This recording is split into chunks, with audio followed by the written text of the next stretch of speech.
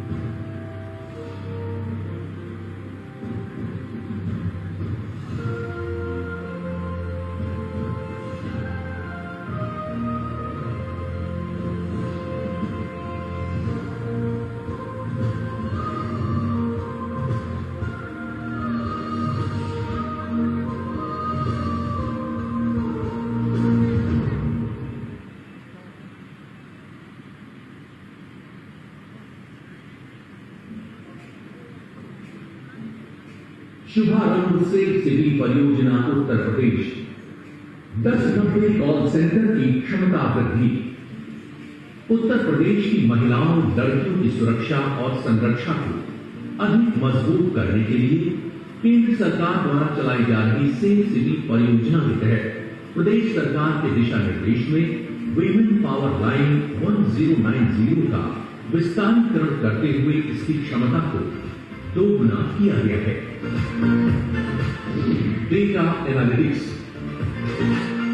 112 और 1090 से मिले महिलाओं से संबंधित अपराधों के आंकड़ों की एनालिसिस करके प्रदेश में ग्रामीण और शहरी स्तर पर हॉट स्पॉट्स को चिन्हित किया जाएगा। पुलिस पेट्रोलिंग बढ़ाकर महिला सुरक्षा को और चिन्हित स्थानों पर ड्रोन कैमरों से निगरानी रखकर एंटी रोमियो स्क्वाड को अधिक मजबूती दी जाएगी। फोरेंसिक साइंस सेफ सिटी परियोजना के तहत साइबर फोरेंसिक सेल अपने अत्याधुनिक सॉफ्टवेयर और तकनीक की मदद से शिकायतकर्ता की आपत्तिजनक सामग्री को वर्ल्ड वाइड वेब से रिट्रीव करता है और सभी वेबसाइट से हटवाता है। आरोपी के आईपी एड्रेस से उसकी पहचान कर उचित वैधानिक कार्रवाई भी की जाती है। 112-1090 एकीकरण प्रदेश की महिलाओं को लाइव स्टॉकिंग से सुरक्षा देने के लिए 1090 और 112 का एकीकरण किया गया है। इसके तहत पीड़िता की लाइव लोकेशन ट्रैक करके पुलिस पीआरबी तथा लोकल पुलिस को सूचित कर त्वरित कार्रवाई की जाती है।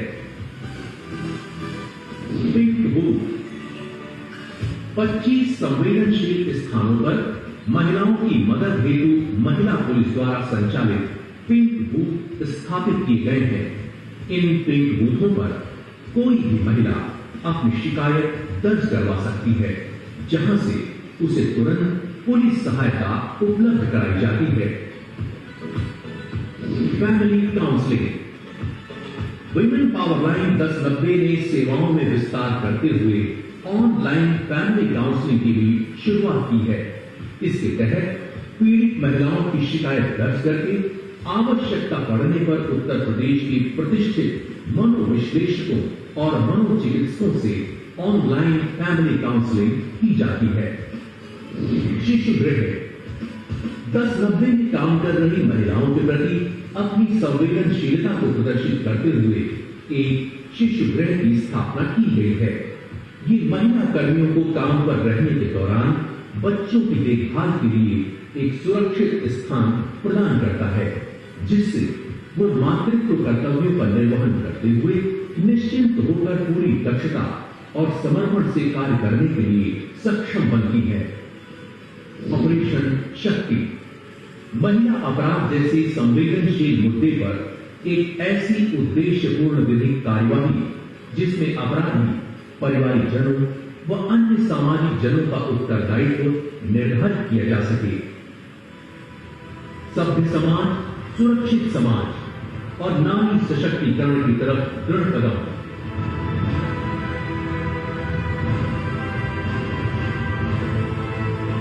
प्रदेश सरकार के नेतृत्व में उत्तर प्रदेश पुलिस अपनी अत्याधुनिक तकनीक, उत्कृष्ट कार्यशैली, गतिशीलता और समर्पण से प्रदेश की महिलाओं को सुरक्षा देने के लिए कटिबद्ध है।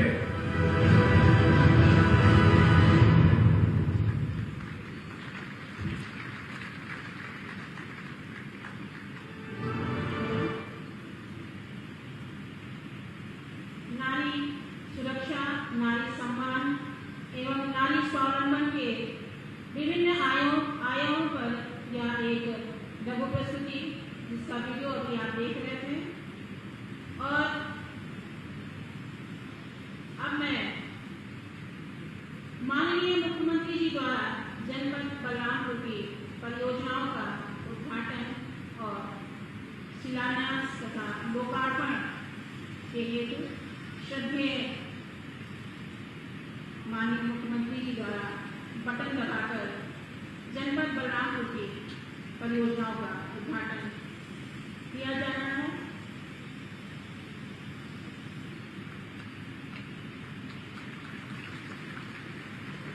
जनपद बलरामपुर की विभिन्न परियोजनाओं का उद्घाटन, शिलान्यास एवं लोकार्पण। यह शिलान्यास 552.719 करोड़ की यह परियोजना है, जिसका लोकार्पण 16,49.864 करोड़ की यह परियोजना जो योजनाबद्ध तरीके से संपन्न होगी।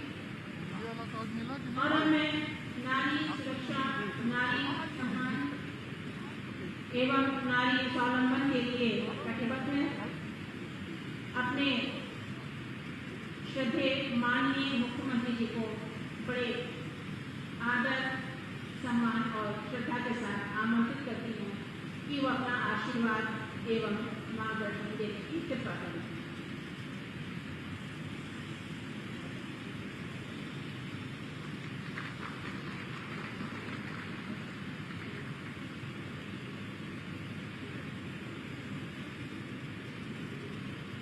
आदिशक्ति मां पटेश्वरी के इस पवित्र धाम में शारदीय नवरात्रि के प्रथम दिवस पर मिशन शक्ति के शुभारंभ और जनपद बलरामपुर के विभिन्न परियोजनाओं के लोकार्पण और शिलान्यास कार्यक्रम में उपस्थित है। यहाँ के लोकप्रिय माननीय जनप्रतिनिधिगण, माननीय विधायक बलरामपुर से परशुराम जी, माननीय विधायक तुलसीपुर से कैलाशनाथ शुक्ल जी, माननीय विधायक उत्तरौला से राम प्रताप वर्मा जी, लोक जनजाति कला एवं संस्कृति संस्थान के अध्यक्ष सचिव चंद्रराम जी, अपर मुख्य सचिव गृह श्री अवनीश कुमार अवस्थी जी, प्रमुख सचिव मुख्यमंत्री कार्यालय श्री संजय प्रसाद जी, अपर पुलिस महानिदेशक श्री बाबा शेरपा जी, आयुक्त रेलपाटन मंडल श्री एसपीएस रंगाराव जी, यूनिसेफ की उत्तर प्रदेश की चीफ मिस रूथ लियोना जी, पूर्व सांसद श्री दत्तन मिश्र जी, मिशन शक्ति से जुड़े थे आज के इस कार्यक्रम से जुड़े थे विभिन्न संगठनों के सभी पदाधिकारीगण, उपस्थित प्रतिभागीगण और इस कार्यक्रम में वैश्विक महामारी कोविड-19 के पूरे गाइडलाइन का पालन करते हुए यहाँ पर उपस्थित सभी उपस्थित मातृशक्ति, उपस्थित बहनें मैं सबसे पहले आप सबको आदिशक्ति मां भगवती के अनुष्ठान का पर्व शारदीय नवरात्रि के प्रथम दिवस पर हृदय से आप सबको मैं बधाई देता हूं। आप सबको इस अवसर पर आपका अभिनंदन भी करता हूं और शारदीय नवरात्रि की अपनी शुभकामनाएं भी आप सबको देता हूं। भारत के सनातन धर्म की परंपरा में नारी शक्ति के प्रति समाज का क्या भाव होना चाहिए, ये पर्व इसके उदाहरण है। नारी शक्ति की प्रतीक है, इसके लिए हम लोग शारदीय नवरात्रि में और वासंतिक नवरात्रि में अनेक प्रकार के अनुष्ठान करते हैं और ये अनुष्ठान हजारों वर्षों से चल रही भारत की सनातन परंपरा का एक महत्वपूर्ण पार्ट है, उसका एक हिस्सा है। लेकिन व्यावहारिक जीवन में भी नारी को शक्ति के रूप में हम प्रस्तुत कर सकें ताकि ये भाव हम सबके मन में कब आएगा और इसी भाव को आगे बढ़ाने के लिए आज उत्तर प्रदेश सरकार ने उत्तर प्रदेश में एक नए अभियान का शुभारंभ किया है। प्रातः 10 बजे इस कार्यक्रम को प्रदेश की महामहिम राज्यपाल श्रीमती आनंदीबेन पटेल जी ने लखनऊ में इस कार्यक्रम का शुभारंभ किया है और मुझे स्वयं आदिशक्ति मां भगवती पाटेश्वरी के इस धाम पर इस कार्यक्रम का शुभारंभ करने का अवसर प्राप्त हो रहा है। मैं इस अवसर पर आप सभी का, प्रदेश की सभी माताओं बहनों का हृदय से अभिनंदन करता हूं, उन्हें शारदीय नवरात्रि की बधाई देता हूं और अपनी शुभकामनाएं भी देता हूं। आज हम लोग बहुत सारी परियोजनाओं का यहाँ पर शिलान्यास और लोकार्पण भी कर रहे हैं। जनपद बलरामपुर, इसका अपना महत्व है और जनपद बलरामपुर को जो पहचान मिलनी चाहिए थी, तभी आदिशक्ति मां भगवती ने अपनी कृपा से इसे कृतार्थ किया। बलरामपुर स्टेट के माध्यम से लोक कल्याण के लिए कार्यक्रम किसी कालखंड में चले थे।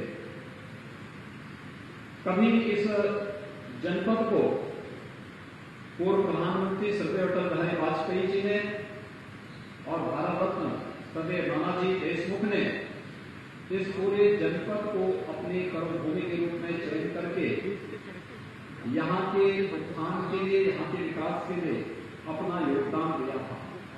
लेकिन उस सब के बावजूद बलरामपुर जनपद विकास के पायदान पर पीछे रह गया था। नीति आयोग आदरणीय प्रधानमंत्री जी के मार्गदर्शन में कार्य करते हुए देश के अंदर कुल 115 जनपदों का चयन करता है और उनमें जो आकांक्षात्मक जनपद होते हैं उनमें से बलरामपुर भी एक आ जाता है। स्वास्थ्य में, शिक्षा में, रोजगार में, कृषि के क्षेत्र में या अन्य वे 6 महत्वपूर्ण सेक्टर हैं जिन क्षेत्रों में देश के सामान्य जनपदों की विकास की दौड़ से जनपद पिछड़ गए हैं। इन्हें सामान्य जनपदों की श्रेणी में खड़ा करके विकास और समृद्धि के नए पायदान पर खड़ा करना, ये अपने आप में एक चुनौती और उस चुनौती को स्वीकार करते हुए आज ढेर सारी 500 करोड़ से ऊपर की परियोजनाओं का एक साथ लोकार्पण और शिलान्यास बलरामपुर जनपद के लिए हो रहा है। मैं इसके लिए भी बलरामपुर जनपद वासियों को हृदय से बधाई देता हूं, अपनी शुभकामनाएं देता हूं। कल ही हम लोगों ने बलरामपुर में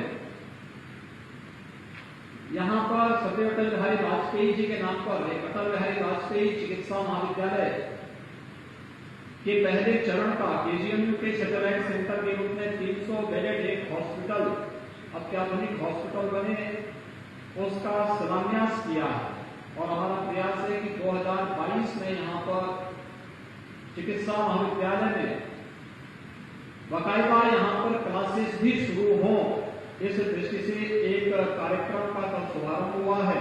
और शारदीय नवरात्रि में 500 करोड़ से अधिक की परियोजनाएं आज आपको प्राप्त हो रही हैं।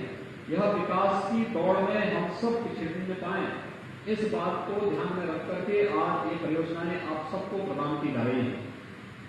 लेकिन विकास के साथ साथ सुरक्षा भी आवश्यक है, और सुरक्षा इस बात को लेकर के विगत दिनों एक दुखद घटना बलरामपुर जनपद में घटित हुई थी। एक बेटी के साथ जिस प्रकार की बर्बरता और जिस प्रकार की घटना घटित हुई थी, उसने पूरे समाज को हिला करके रख दिया।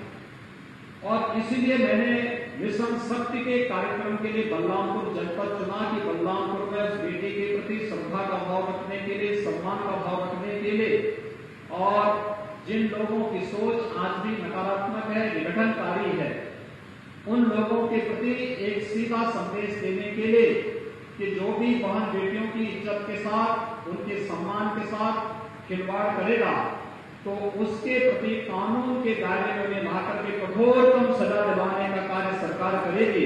इसलिए मिशन शक्ति के इस कार्यक्रम को आदिशक्ति मां भगवती के इस पावन धाम से शुभारंभ करते हुए मुझे बहुत प्रसन्नता की अनुभूति हो रही है कि हम हर बेटी को, हर बहन को सुरक्षा की पूरी गारंटी दे सके, उनके सम्मान की गारंटी दे सके, और उनके स्वावलंबन के लिए कुछ अलग से नए कार्यक्रम को आगे बढ़ा सके। यह एक अभियान आज से हम लोग पूरे प्रदेश के अंदर एक साथ प्रारंभ कर रहे हैं। मैं कल उत्तर प्रदेश बेसिक शिक्षा परिषद के 31,227 हम लोगों ने नए शिक्षकों के भर्ती के कार्यक्रम को आगे बढ़ाया, और इतने लोगों को हमने नियुक्ति पत्र दिए, और मुझे बहुत सुखद अनुभूति हो रही थी कि मांग तो होती है कि महिलाओं को 33% आरक्षण मिलना चाहिए, लेकिन कल के जब मैंने रिजल्ट देखे तो मैंने देखा उसमें तो 33 क्या उससे भी ज्यादा प्रतिशत महिलाओं का है। और उन्होंने अपनी मेहनत से, अपने परिश्रम से उन्होंने अपना स्थान बनाया है, और सम्मानजनक स्थान प्राप्त करके उन्होंने शिक्षा की जो आधारशिला है बेसिक शिक्षा परिषद में बहुत अच्छी संख्या में बालिकाओं ने स्थान प्राप्त करके शिक्षक बनकर के समाज के निर्माण की नींव को और मजबूत करने के लिए वे अपना योगदान दे रही है। हमारे लिए सुखद अनुभूति का दिन कल का भी था, और आज एक बार फिर से मैं आपके बीच में यहाँ पर उपस्थित हुआ हूँ आपसे इस बात को कहने के लिए कि आज जो कार्यक्रम हमारा प्रारंभ हुआ है, ये शारदीय नवरात्रि के इन 9 दिनों तक तो चलेगा। इन 9 दिनों तक मिशन शक्ति का कार्यक्रम अलग अलग विभाग, पुलिस विभाग भी, शिक्षा विभाग भी, महिला और बाल विकास विभाग भी, साथ साथ जितने भी हमारे अन्य विभाग हैं, चाहे वह ग्रामीण विकास है, पंचायती राज है, नगर विकास है, औद्योगिक विकास है, सूक्ष्म लघु मध्यम उद्यम विभाग है, कृषि विभाग है, उससे जुड़े हुए जितने भी विभाग उत्तर प्रदेश शासन के, ये सभी विभाग इस कार्यक्रम को एक साथ अपने अपने क्षेत्र में इस कार्यक्रम को प्रारंभ करेंगे। और वहां पर ये तीनों बातें, महिलाओं की सुरक्षा, उनका सम्मान और उनके स्वावलंबन के कार्यक्रम को एक साथ चलाते हुए व्यापक पैमाने पर पहले चरण में जागरूकता का कार्यक्रम कि महिला सुरक्षा, महिला सम्मान और महिला स्वावलंबन के लिए हर विभाग अपने अपने स्तर पर व्यवस्थित तरीके से पहले चरण में जागरूकता का कार्यक्रम, जागरूकता के कार्यक्रम के बाद जहां पे लगता है कि लापरवाही विभागीय स्तर पर हो रही है तो विभागीय स्तर पर जवाबदेही, अगर लगता है कि समाज के कुछ ऐसे लोग जो शांति और सौहार्द के दुश्मन हैं और समाज के कहीं न कहीं सभ्य समाज के मार्ग में बाधक हैं, तो उस चरण में हम उन लोगों के काउंसलिंग की व्यवस्था करेंगे। और तीसरे चरण में व्यापक पैमाने पर जब ऑपरेशन शक्ति का एक कार्यक्रम आगे चलेगा, ऐसे लोगों को चिन्हित करके उन्हें दंडित करवाना, कानून के दायरे में ला करके दंडित कराना, और उस क्रम में फिर आगे चल करके सभ्य समाज के दुश्मन कौन लोग हैं ऐसे लोगों की फिर तस्वीरें चौराहे पर लगा करके समाज को ऐसे लोगों का बहिष्कार करने के लिए भी एक व्यापक कार्यक्रम को हम लोग आगे बढ़ाने की दिशा में आज आपके बीच आए हैं। इस दौरान प्रदेश के अंदर 1535 थाने हैं। इन 1535 थानों में तहसीलों में भी लगभग 350 तहसील उत्तर प्रदेश में है। इन 350 तहसीलों में एक महिला हेल्प डेस्क बनाया जाएगा। कोई भी बहन, कोई भी बेटी, कोई भी माता अगर थाने में आएगी तो थाने में उनके लिए एक अलग से कमरा होगा।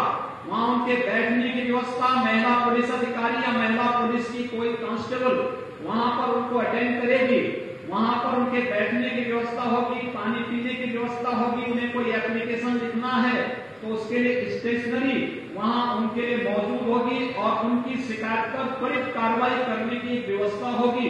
ये सारी चीजें वहां पर हम लोग इस दौरान करेंगे कि सभी 1535 थानों में 350 तहसीलों में इस प्रकार की एक व्यवस्था हम लोग देने जा रहे हैं, जहां पर महिलाओं को किसी भी प्रकार की कोई समस्या होती है, समाज के दुश्मनों से या किसी भी प्रकार के दुश्मनों से कोई समस्या होती है, तो वहां पर हम लोग उन लोगों की सुरक्षा के लिए व्यवस्था करने जा रहे हैं।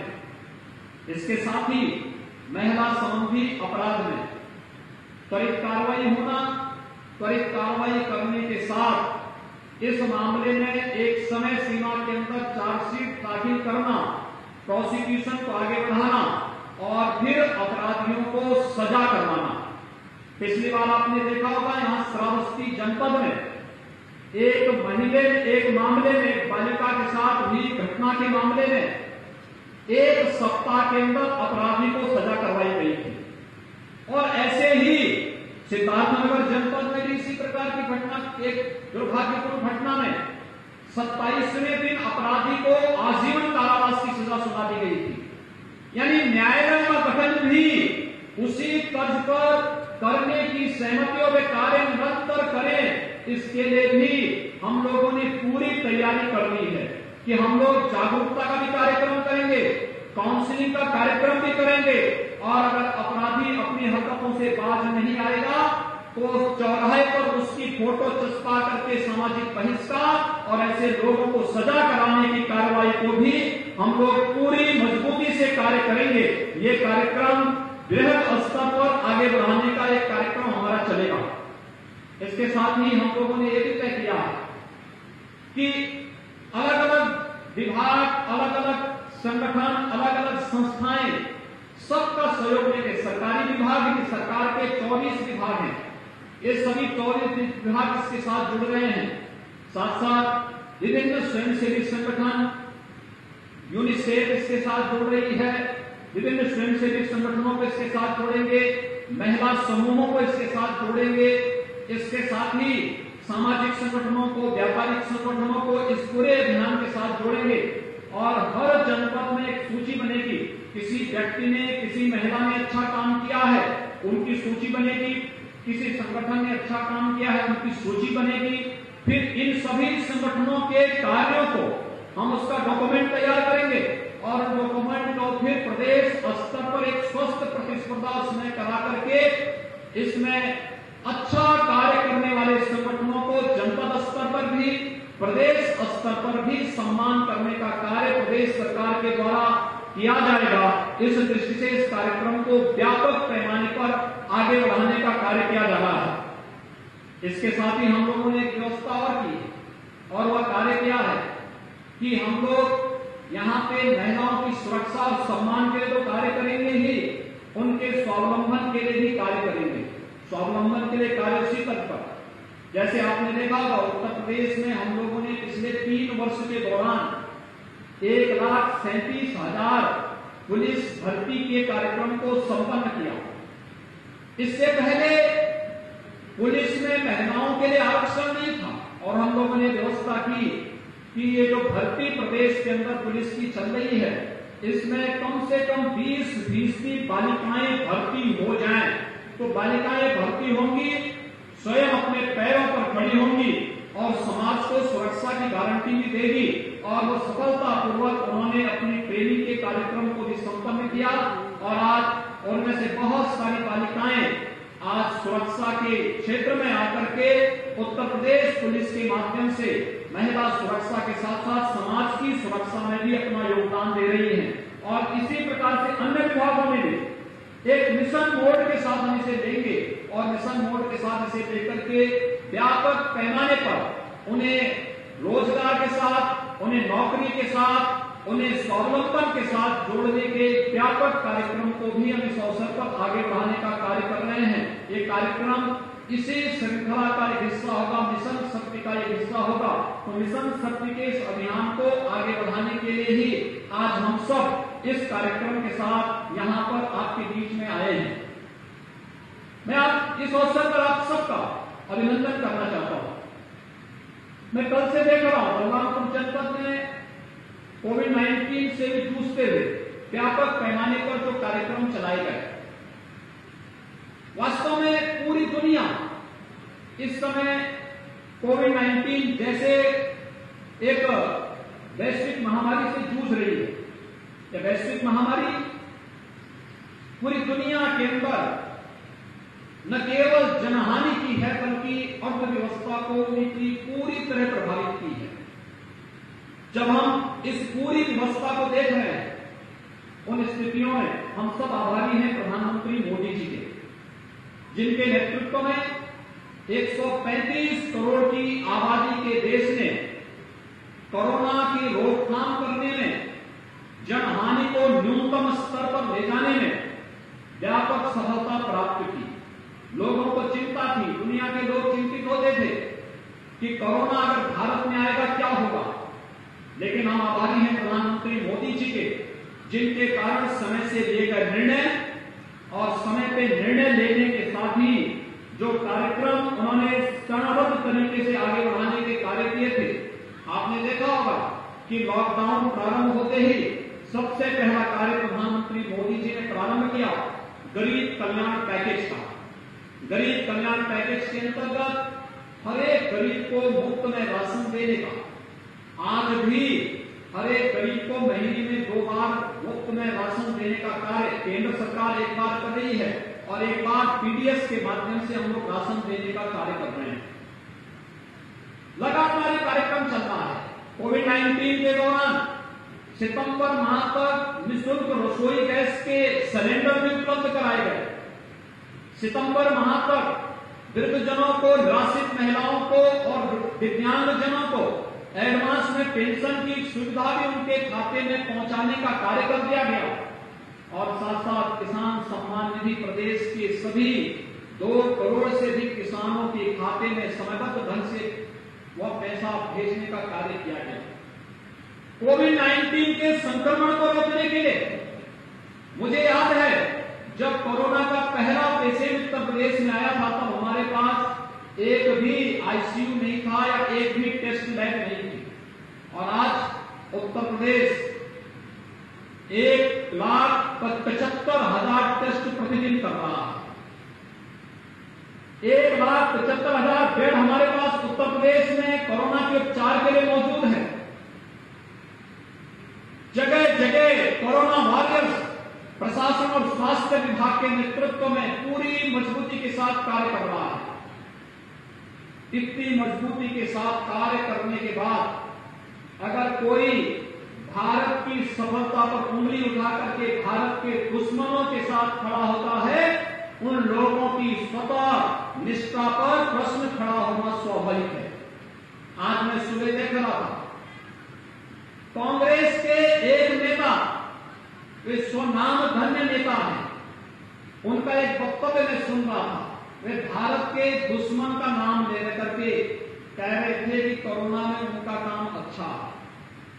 यानी जिस देश में जांच भी न हो रही हो, जिस देश में उपचार की कोई व्यवस्था न हो, जिस देश में किसी भी प्रकार की सुविधा वहां के नागरिकों को न मिल रही हो, जहां पे हाहाकार मची हुई हो, उस देश की सराहना करके अपने देश के सफलतम आयोजन और सफलतम कार्यक्रम को अगर आप इस कोरोना काल प्रखंड में भी न स्वीकार कर सकें, तो ये समझ और बुद्धि का फेर है, ये समझ की सोच है।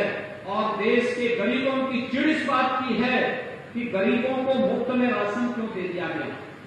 उनकी चिंता इस बात की है कि वास्तव में इतना बड़ा कार्यक्रम हर एक सेक्टर के लिए मोदी जी ने कैसे चला दिया। गरीबों को कैसे राशन मिल गया, गरीबों को पेंशन कैसे मिल गया, गरीबों को कैसे रसोई गैस के सिलेंडर मिल गए, गरीबों को अन्य सुविधाएं कैसे मिल गई।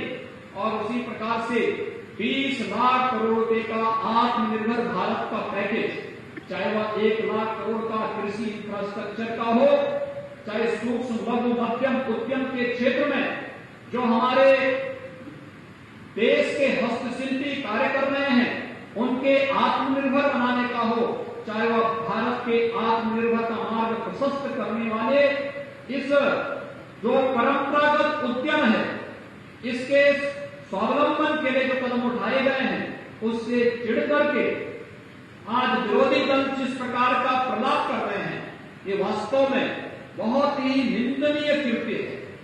यानी भारत के स्वाभिमान और सम्मान को कम करने वाला है। ये वही लोग हैं जो देश की सीमाओं की रक्षा करने वाले सैनिकों के शौर्य और पराक्रमों को कम करके आंकते हैं और दुश्मन का महिमामंडन करने का कार्य करते हैं। इन लोगों की राष्ट्रभक्ति स्वयं का प्रश्न चिन्ह के दायरे में खड़ी होती है। और आज के इस अवसर पर मैं आप सबसे ही अपील करूंगा, भारत के प्रति और भारत के महिमा मंडन को कम करके, भारत की महिमा को कम करके आंकने की जो इनकी दुष्प्रवृत्ति प्रारंभ हुई है, ये वास्तव में देश के खिलाफ एक साजिश है जो वैश्विक मंच पर भारत को अपमानित करती है। ये भाषा जो आज देश के दुश्मनों की बोली बोलती है, ये हम सबको सचेत करती है कि इनकी भारत के प्रति क्या सोच है। मैं आज के इस अवसर पर आप सबका आह्वान करूंगा कि जो लोग देश के बारे में एक विघटनकारी सोच रखते हैं, वे लोग समाज के बारे में अच्छी सोच कैसे रख सकते हैं। इन लोगों ने कभी अच्छा किया ही नहीं। 50 से 55 वर्षों तक देश के अंदर शासन करने का अवसर उन्हें प्राप्त हुआ था। इन 50 से 55 वर्षों तक अगर उन्होंने देश के अंदर ईमानदारी से कार्य करने का प्रयास किया होता तो हर गरीब को अब तक मकान मिल गया होता, हर गरीब के घर में इनके समय ही शौचालय मिल गया होता, हर गरीब के घर में विद्युत कनेक्शन उनके कालखंड में मिल गया होता, हर गरीब को स्वास्थ्य सुविधा का लाभ मिल गया होता, हर गरीब को योजनाओं का बेहतर लाभ मिला होता। लेकिन देश में आजादी के 70 वर्ष व्यतीत हुए, सर्वाधिक दिनों तक 55 वर्षों तक जिन्होंने देश के अंदर शासन किया, प्रदेश में सबसे अधिक समय तक जिन्होंने शासन किया, उन लोगों को गरीबी तो नारा के रूप में भले ही उन्होंने लगाया लिया हो, लेकिन गरीबों की सही मायने में उत्थान और कल्याण का मार्ग प्रशस्त करना है, कभी भी ईमानदारी पूर्वक उन्होंने नहीं किया। और यही कारण है कि देश के अंदर योजनाओं का लाभ पहली बार इस देश के गरीब को तब प्राप्त हुआ, वह भी 6 दशक के बाद, 67 वर्षों के बाद, जब इस देश के अंदर भारत माता के नाम और आज दुनिया के सबसे यशस्वी नेता के रूप में भारत के यशस्वी प्रधानमंत्री श्री नरेंद्र मोदी जी को जब देश की जनता ने प्रधानमंत्री बनाया, तो प्रधानमंत्री बनने के बाद उन्होंने एक एक करके गरीबों के लिए, किसानों के लिए, नौजवानों के लिए, महिलाओं के लिए और समाज के प्रत्येक तबके के लिए जो योजनाएं बनाई, यही योजना देश के उत्थान के लिए, लोक कल्याण के लिए, भारत के स्वावलंबन और भारत के आत्मनिर्भर का आधार बनी है। और आज इन योजनाओं को हम किस रूप में देख रहे हैं, हमने इन सभी योजनाओं को एक एक करके महसूस किया।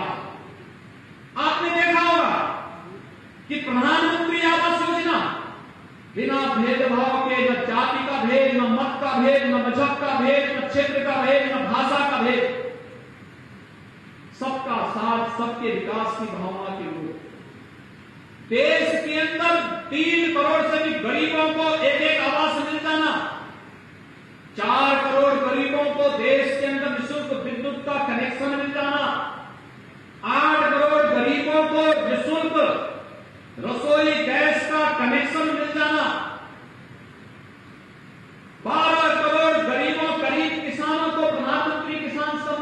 प्रधानमंत्री का लाभ मिल जाना, 37 करोड़ गरीबों को बैंक में जनधन अकाउंट का खाता खुल जाना, 50 करोड़ गरीबों को देश के अंदर आयुष्मान भारत में निःशुल्क 5 लाख रुपए की सालाना स्वास्थ्य सुविधा का लाभ मिल जाना, ये जितने भी कार्यक्रम हुए हैं, ये सभी कार्य एक व्यवस्थित तरीके से प्रधानमंत्री नरेंद्र मोदी जी के ध्यान का हिस्सा है।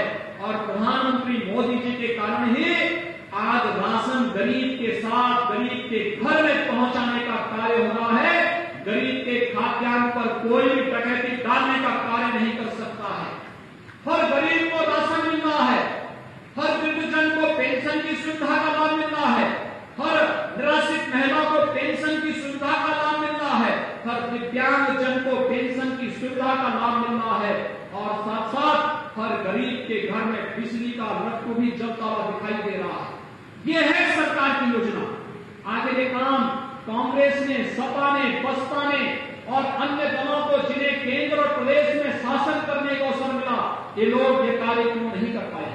क्योंकि विकास उनकी सोच में नहीं था, विकास उनकी सोच में नहीं था।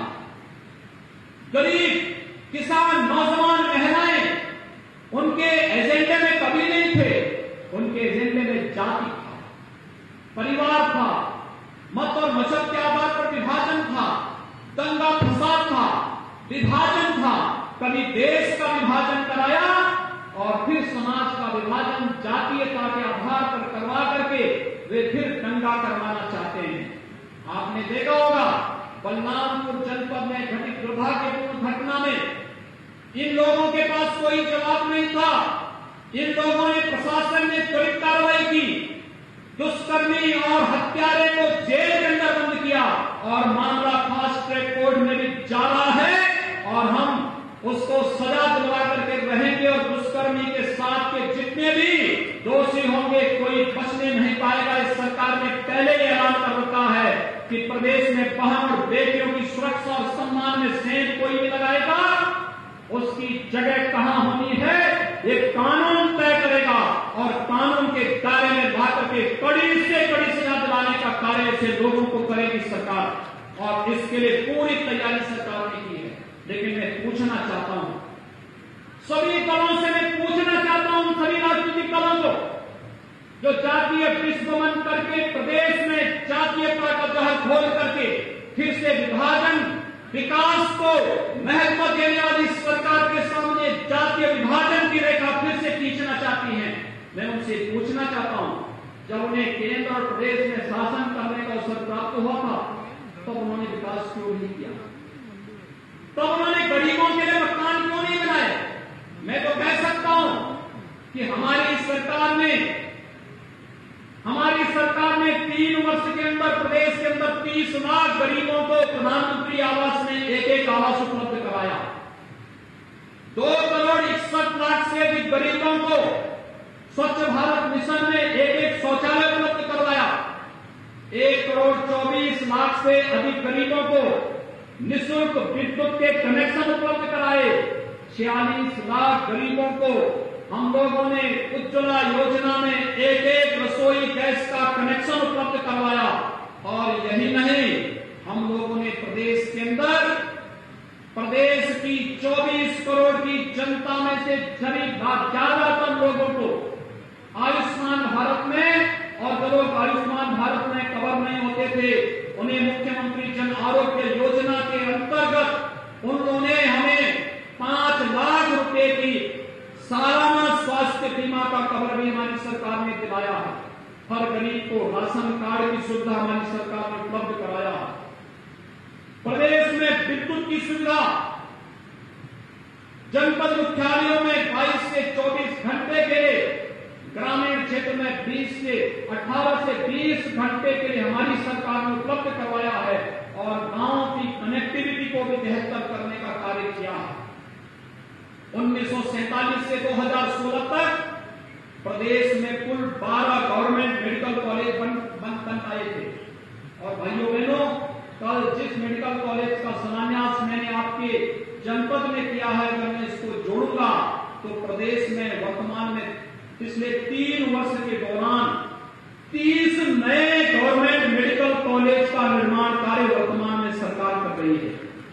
आप सोचिए 70 वर्षों में मात्र 12 और 3 वर्ष में 30 मेडिकल कॉलेज प्रदेश के अंदर वर्तमान में बन रहे हैं। ये है सरकार की स्पीड, कार्य करने की स्पीड। और इसीलिए जो लोग ये विकास के कार्य जिन्हें अच्छे नहीं लगते,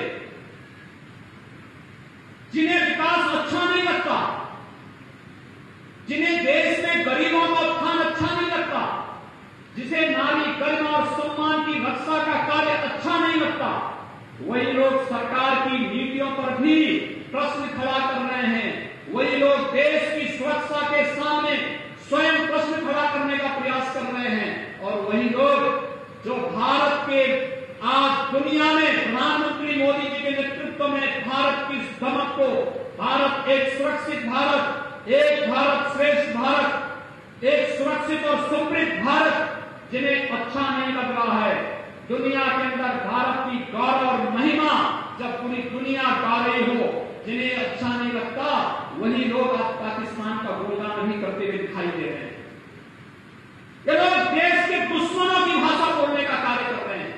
जो लोग जातीयता के आधार पर लड़ा रहे हैं, जाति मत और मजहब के आधार पर दंगा फसाद करने का षड्यंत्र कर रहे हैं, इनके षड्यंत्रों को आपने देखा होगा कि कैसे अंतर्राष्ट्रीय साजिश में आकर के देश में आबादी के लिहाज से सबसे बड़े प्रदेश में कैसे दंगा भड़काने की साजिश इनके द्वारा की गई, और उन संगठनों के माध्यम से जिनकी गतिविधियां पहले से संदिग्ध थी, वे गतिविधियां किस रूप में आगे बढ़ाने का प्रयास हो रहा है। लेकिन आपको आश्वासन देने के लिए मैं आया हूं, प्रदेश की 24 करोड़ जनता को मैं आश्वासन देने के लिए आया हूं कि प्रदेश की सुरक्षा में सेंध लगाने वाले के लिए उत्तर प्रदेश की धरती में कोई जगह नहीं होगी। उत्तर प्रदेश में सुरक्षा के साथ कोई खिलवाड़ नहीं कर पाएगा। और दंगा फसाद करने वाला कोई भी व्यक्ति हो, अगर प्रदेश में दंगा फसाद करने का प्रयास करेगा तो वह समझ ले उसकी जगह कहां होनी है। उसके खिलाफ जितनी सख्ती से भी कार्रवाई होनी होगी, सरकार उतनी सख्ती के साथ कार्य करेगी। इसके साथ ही मैं आप सबको आह्वान करना चाहूंगा, ये हमारी सामूहिक जिम्मेदारी बनती है। मिशन शक्ति का जो कार्यक्रम आगे बढ़ा है, ये मिशन शक्ति का कार्यक्रम समाज की सामूहिक शासन आपके साथ आगे चल, आपके साथ कदम से कदम मिलाकर के चलेगा। हमें इसकी शुरुआत परिवार का एक एक व्यक्ति, एक एक सदस्य, पहले अपने परिवार में हम माताओं के साथ, बहनों के साथ, बेटियों के साथ भेदभाव करना बंद करें। कोई भेदभाव नहीं होना चाहिए, बेटा हो या बेटी, कोई भेदभाव इसमें न हो। कन्या भ्रूण हत्या करने वाले लोगों का की निंदा होनी चाहिए, उनकी सार्वजनिक रूप से उनकी निंदा करनी चाहिए। और इस प्रकार के लोगों को भी बेटा हो या बेटी, इसमें किसी प्रकार का भेदभाव समाज को नहीं करना होगा। दूसरा, किसी भी प्रकार की बाल विवाह हो, दहेज प्रथा हो, इनका हर हाल में विरोध करना। इसीलिए सरकार ने बेटियों को पढ़ाने के लिए बेटी बचाओ बेटी पढ़ाओ का अभियान चलाया। भ्रूण हत्या को भी रोकना है, बेटियों को स्कूल भी भेजना है, और साथ साथ स्नातक तक की शिक्षा निःशुल्क सरकार ने दे दी। स्कॉलरशिप की व्यवस्था उनके लिए कर रही है। ये सारे कार्यक्रम तो आगे चल ही रहे हैं। हम लोगों ने कन्या सुमंगला योजना भी प्रदेश के अंदर लागू की। कन्या सुमंगला योजना, बेटी के जन्म लेने के साथ हम एक निश्चित राशि बेटी के खाते में जमा कर दे रहे हैं। बेटी 1 वर्ष की होगी, सभी प्रकार के टीकों से आच्छादन करने के बाद सर्टिफिकेट लेकर के चले जाइए और बेटी के खाते में फिर से पैसा जमा करवा दीजिए। पैसा सरकार जमा कराएगी। बेटी 5 वर्ष की होगी, पहली क्लास में जाएगी, जैसे ही विद्यालय में एडमिशन होगा बेटी के खाते में फिर पैसा जमा हो जाएगा। बेटी 6ठी जाएगी, बेटी के खाते में फिर रजिस्ट्रेशन के साथ ही पैसा जमा हो जाएगा। बेटी 9वीं क्लास में जाएगी, बेटी के खाते में फिर पैसा जमा हो जाएगा। बेटी हाई स्कूल करने के बाद कोई डिप्लोमा, कोई सर्टिफिकेट का कोर्स करना चाहती है या फिर आगे पढ़ना चाहती है, तो भी बेटी के खाते में पैसा जमा हो जाएगा। यानी जन्म से लेकर के स्नातक तक का या कोई डिप्लोमा कोई सर्टिफिकेट कोर्स करने तक 15,000 रुपए की राशि सरकार बेटी के खाते में जमा करेगी। एक कन्या सुमंगला योजना हम लोगों ने प्रदेश के अंदर लागू किया और बेटी विवाह के योग्य होगी, बिना दहेज के शादी करेंगे, कन्यादान सरकार आपके साथ मिलकर करेगी। सामूहिक विवाह की योजना इसलिए सरकार लेकर के आई है आपके लिए। बृहद पैमाने पर कार्यक्रम करिए, बजट की कोई कमी नहीं आने दी जाएगी, ये सरकार आपको आश्वासन देने के लिए आई है। लेकिन साथ साथ हम घर से प्रारंभ करें, बेटी हो या बेटा कोई भेदभाव नहीं होगा। और फिर इस बात के लिए कि अगर कहीं पर कोई किसी बेटी को छेड़ता है, परेशान करता है, किसी भी प्रकार की कोई मनचला हरकत करता है, इसकी शिकायत अपने परिवार में भी और अपने विद्यालय में भी और सक्षम स्तर पर करे। आपकी सुनवाई कोई नहीं करता है तो हमने हेल्पलाइन जारी कर रखी है। हेल्पलाइन में 1090, इस हेल्पलाइन में आप बोलेंगे, तत्काल आपकी सुविधा को नोट करेंगे, आपके कॉल को नोट करेंगे, कॉल बैक करके फिर आपका हालचाल मिलेंगे। 1076 ये मुख्यमंत्री हेल्पलाइन है, आप इस पे करेंगे, उसकी सूचना मुझे भी मिल जाएगी। और आप देखना फिर हम उस मनचले को क्या हल करते हैं, ये सूचना बस एक बार पहुंच जाए, हम उस पर कार्रवाई त्वरित कर देंगे। 181 ये घर के अंदर होने वाली किसी भी प्रकार की हिंसा, बालिका बेटी के साथ किसी भी प्रकार की घर के अंदर होने वाली हिंसा में इस पे कॉल करेंगे, ये तत्काल इसकी जानकारी इस हेल्पलाइन में भी मिलेगी। साथ साथ जो हेल्पलाइन पुलिस की है 112, इसमें भी इसकी जानकारी होगी। पुलिस से कोई शिकायत करनी है 112 पे आप कॉल करेंगे, ये जानकारी आपको तत्काल उपलब्ध हो जाएगी। और 108 और 1082 की जो एम्बुलेंस सेवाएं हैं, स्वास्थ्य की सेवाएं हैं, इनके साथ भी हम इन सबको आपस में जोड़ रहे हैं। ये सभी सब आपस में जब जुड़ेंगी तो एक मिशन शक्ति के रूप में ये सभी बन जाएंगी। और मिशन शक्ति का एक कार्यक्रम पहले चरण में जागरूकता का होगा, जागरूकता का एक कार्यक्रम दूसरे चरण में ऑपरेशन शक्ति के रूप में चलेगा, और फिर उसके बाद ऑपरेशन दुराचारी के रूप में सड़क पर, चौराहे पर मनचलों की हरकतों का जवाब देने का एक बृहद कार्यक्रम भी पूरे प्रदेश के अंदर ये चलेगा। इस पूरे कार्यक्रम में समाज को भी पूरी प्रतिबद्धता के साथ आगे आना पड़ेगा। इस विश्वास के साथ आज मैं आपके बीच में जनपद बलरामपुर में आया हूं।